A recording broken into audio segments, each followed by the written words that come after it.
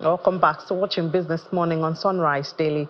It's World Investor Week this whole week, and the Securities and Exchange Commission say they have a role to play, at least right here in Nigeria. So we're speaking now to Frana Chikogo. Chikogo is the Executive Commissioner, Legal and Enforcement at Securities and Exchange.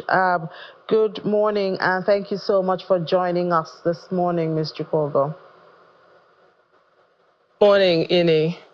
Great. So, talking about the World Investor Week, these days everybody seems to be looking for a hedge with inflation, especially here in Nigeria, not friendly at all. And the MPC is still maintaining that hawkish stance. How important is this week? I don't think a lot of Nigerians actually participate. So let's start with knowing what this week is about as the Investor Week, and what we should be doing or what we should know as Nigerians about it. Thank you, Ini. Well, let me just give a little bit of background about what even the World Investor Week is about. The World Investor Week is the week that is dedicated to investors. This program was initiated by IOSCO. IOSCO is International Organization for Securities Commission. They are the global standard setter for securities regulation.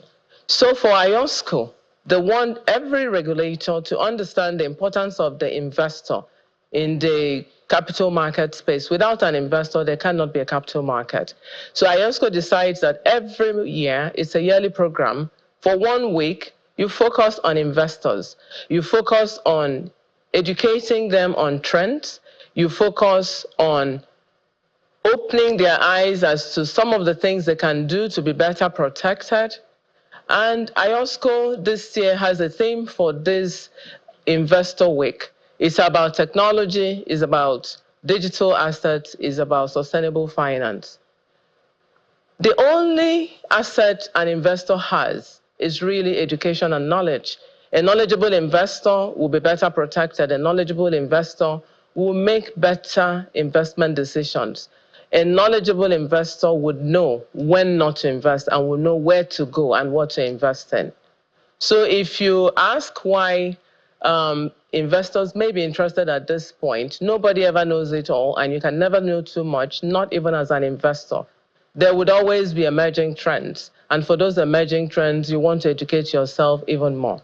For the SEC, investor education is something we do on an ongoing basis.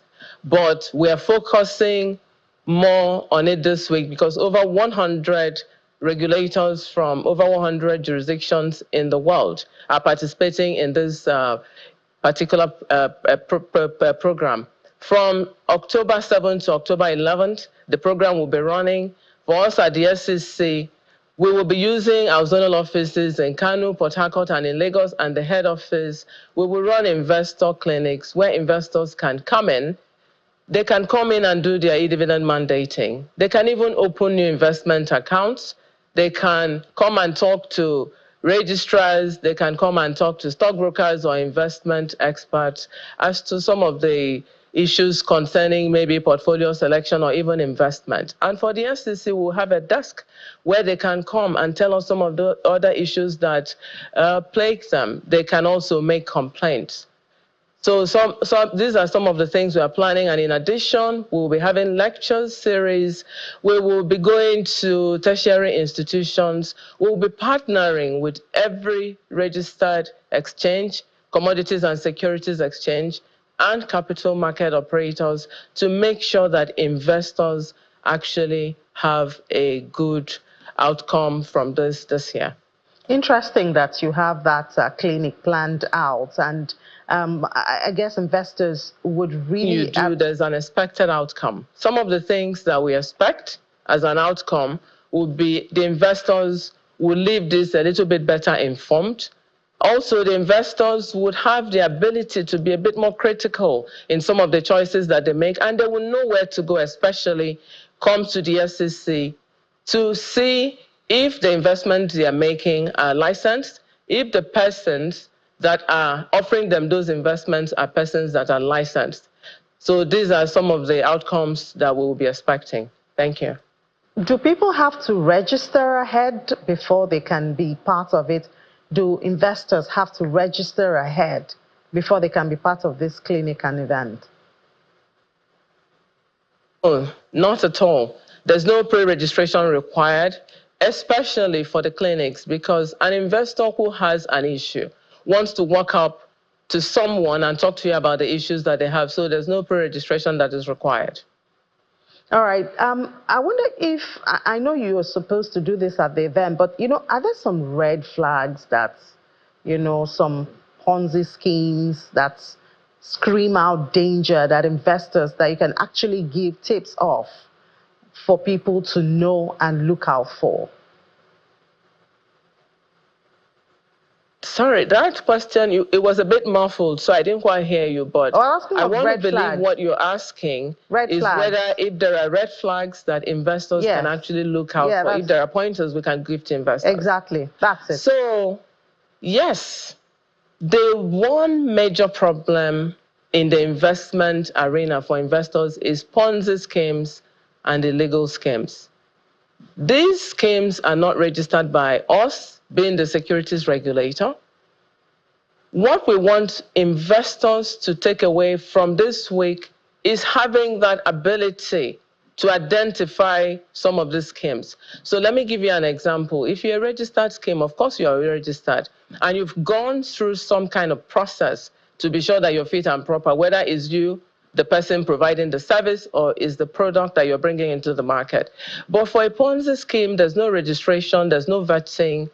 These are just schemes that collect money from investors. First comers have the opportunity to be paid with money collected from later investors. These investments offer very high returns, and there's no consequent risk. There's no investment that can give you such high return without any risk. So if anybody is approaching any investor, offering you any investment that has very high returns, and there's no risk that is being disclosed, the investor would have to be wary. If you cannot find this in particular service provider or anybody offering you investment on the list of people registered with the SEC on our website, that is a red flag. If someone comes to you and is offering you an investment opportunity and you're asking questions and they're very reluctant about answering your questions, that in itself is a red flag.